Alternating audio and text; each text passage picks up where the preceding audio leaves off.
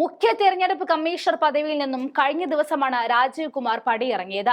വിട പറയുന്നതിന് മുന്നോടിയായിട്ട് നടത്തിയ പ്രസംഗത്തിൽ അദ്ദേഹം നടത്തിയ ചില വെളിപ്പെടുത്തലുകളെ കുറിച്ച് മീഡിയ ഗ്രാമം കഴിഞ്ഞ ദിവസം ചർച്ച ചെയ്തിരുന്നു. അതുമായി ബന്ധപ്പെട്ട ചില നിർണായക വിവരങ്ങൾ കൂടി പുറത്തു വരുന്നുണ്ട്. അതേതാണ്ട് ഇങ്ങനെയായിരുന്നു. ഡൽഹി നിയമസഭാ തെരഞ്ഞെടുപ്പുമായി ബന്ധപ്പെട്ടുണ്ടായ വിവാദമായി ബന്ധപ്പെടുത്തി വെളിപ്പെടുത്തലുകൾ നോക്കാം. ലോക്സഭാ തെരഞ്ഞെടുപ്പിന് ശേഷം 6 മാസത്തിനിടെ 4 ലക്ഷം വോട്ടർമാരാണ് ഡൽഹിയിലെ 70 മണ്ഡലങ്ങളിൽ വർദ്ധിച്ചത്. അത് മുൻ തെരഞ്ഞെടുപ്പിൽ BJP പരാജയപ്പെട്ട ചില മണ്ഡലങ്ങളിലായിരുന്നു എന്നതും നിലവിലെ ഭൂരിപക്ഷത്തെ മറികടക്കാൻ പോന്നതായിരുന്നു എന്നതും സംശയാസ്പദമായ നിലപാടുകൾ തന്നെയാണ്. കെജ്രിവാൾ പരാജയപ്പെട്ട ന്യൂഡൽഹി മണ്ഡലത്തിൽ 39,700-ലധികം വോട്ടർമാരെ പട്ടികയിൽ നിന്നും നീക്കുകയും ചെയ്തു. അതിനു മുൻപ് നടന്ന മഹാരാഷ്ട്ര തെരഞ്ഞെടുപ്പിലും പെരുമാറ്റച്ചട്ട ലംഘനത്തിന് പുറമെ ഇത്തരം നിരവധി പരാതികൾ ഉയർന്നിരുന്നു. കഴിഞ്ഞ ലോക്സഭാ തെരഞ്ഞെടുപ്പിൽ പ്രധാനമന്ത്രി നരേന്ദ്രമോദിക്കെതിരെ ഉയർന്ന പെരുമാറ്റച്ചട്ട ലംഘനത്തിൽ നിന്നും അദ്ദേഹത്തെ രക്ഷിക്കുന്നതിന് നഗ്നമായ പക്ഷാപാതിത്വം കാട്ടിയതിന്റെ മുറിവ് രാജീവ് കുമാറിൽ നിന്നും എളുപ്പത്തിലൊന്നും മാഞ്ഞു പോകില്ല എന്നതും യാഥാർത്ഥ്യമാണ്. വെറുപ്പും വിദ്വേഷവും വിഷം ചീറ്റിയ ആ പ്രസംഗത്തെ ലോകം മുഴുവൻ അപലപിച്ചതായിരുന്നു. എന്നാൽ വിചിത്രമായ നടപടിയാണ് തിരഞ്ഞെടുപ്പ് കമ്മീഷനിൽ നിന്നും ഉണ്ടായത്.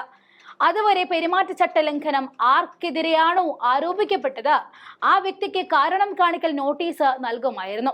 മോദി കുറ്റാരോപിതനായപ്പോൾ പാർട്ടിയോട് വിശദീകരണം ചോദിക്കുകയും ഒതുക്കി തീർക്കുകയും ചെയ്തു. പിന്നീട് പെരുമാറ്റച്ചട്ട ലംഘന പരാതികളിൽ കമ്മീഷൻ നിഷ്പക്ഷത പാലിച്ചു എന്നതാണ് രസകരമായ സംഭവം. ആർക്കെതിരെ പരാതി ഉയർന്നാലും പാർട്ടിക്ക് വിശദീകരണ നോട്ടീസ് നൽകുന്ന രീതിയാണ് കമ്മീഷനിൽ നിന്നും ഉണ്ടായത്. സുതാര്യവും സത്യസന്ധവും നിഷ്പക്ഷമെന്നും ആവർത്തിച്ച് അവകാശപ്പെടുമ്പോഴും അതെല്ലാം തകർന്നടിയുന്ന എത്രയോ ഉദാഹരണങ്ങൾ വേറെയും കാണാൻ സാധിക്കും. എന്തിനാ കമ്മീഷന്റെ നിഷ്പക്ഷതയിലും സ്വാതന്ത്ര്യത്തിലും പരമോന്നത കോടതി പോലും സംശയമുന്നയിച്ച സാഹചര്യം ഉണ്ടായിട്ടുണ്ട്. 2022 മെയ്യിൽ മുഖ്യ കമ്മീഷണറായി രാജീവ് കുമാർ ചുമതലയേറ്റതിന് ശേഷമാണ് ആ വർഷം നവംബർ 24-ന് തിരഞ്ഞെടുപ്പ് കമ്മീഷണറുടെ സ്വാതന്ത്ര്യത്തെ സംബന്ധിച്ച സർക്കാർ വെറും നാടകം കളിക്കുക മാത്രമാണെന്ന് ജസ്റ്റിസ് KM ജോസഫ് അധ്യക്ഷനായ 5-അംഗ ഭരണഘടനാ ബെഞ്ച് കുറ്റപ്പെടുത്തി. കമ്മീഷണർമാർക്കെതിരെ നിയമിക്കുന്ന സംവിധാനത്തിൽ പരിഷ്കാരങ്ങൾ ആവശ്യപ്പെട്ട് സമർപ്പിച്ച ഹർജികൾ പരിഗണിക്കുമ്പോഴായിരുന്നു ബെഞ്ചിന്റെ പരാമർശം ഉണ്ടായത്.